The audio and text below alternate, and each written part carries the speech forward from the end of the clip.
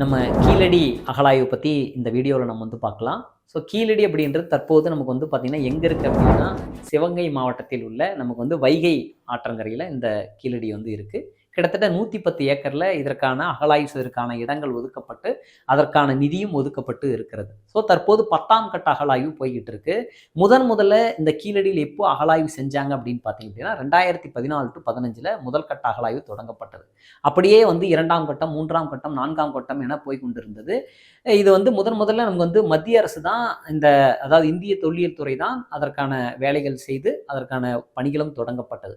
ஆனால் 2017 to 19 அமர்நாத் ராமகிருஷ்ணனுடைய தலைமையில் அகழாய்வு செய்யப்பட்ட போது சில வந்து பார்த்தீங்கன்னா சர்ச்சைக்கு பிறகு அது அப்படியே அந்த பணி நிறுத்தப்பட்டது. பிறகு தமிழக அரசு 2019 பிறகு அங்கே அகழாய்வு செய்வதற்கான பணிகள் தற்போது வரை நடைபெற்றிருக்கிறது. கீழடியில் மட்டும் ஏன் இவ்வளவு முக்கியத்துவம் வந்து பார்க்குறோம் அப்படின்னா, கீழடியில் கிடைத்த சான்றுகள் நமக்கு வந்து பார்த்தீங்கன்னா ஒரு நகர நாகரிகத்தை எடுத்துக்காட்டாக காட்டுகிறது. இதுவரைக்கும் கிடைத்த சான்றுகளில் இறந்தவர்களை பற்றின சான்றுகள் தான், தடயங்கள் தான் அதிகமாக கிடைத்திருக்கிறது. ஆனால் கீழடியில் மட்டும்தான் ஒரு நகர நாகரிகத்தை காட்டுகிறது. அது எப்படி நகர நாகரிகம் அப்படின்னு வந்து பார்த்தோம்னா, கிமு 6ஆம் நூற்றாண்டிலேயே இங்கே படிப்பறிவு மற்றும் எழுத்தறிவு இருந்ததற்கான சான்றுகள் வந்து கிடைத்திருக்கிறது. 32 நமக்கு வந்து பார்த்தீங்கன்னா தமிழ் பிராமி எழுத்துக்கள் பொறிக்கப்பட்ட பானை ஓடுகள் கிடைச்சிருக்கு.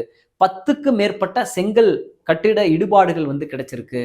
அதே போல் நமக்கு வந்து தாழ்வாரத்தில் உரைகிணறு இருந்ததாக செய்திகள் வந்து சொல்லப்பட்டிருக்கிறது. அதே போல் இங்கே வந்து பார்த்தீங்கன்னா நிறைய 5000க்கு மேற்பட்ட பொருட்கள் எல்லாம் கிடைத்திருக்கிறது.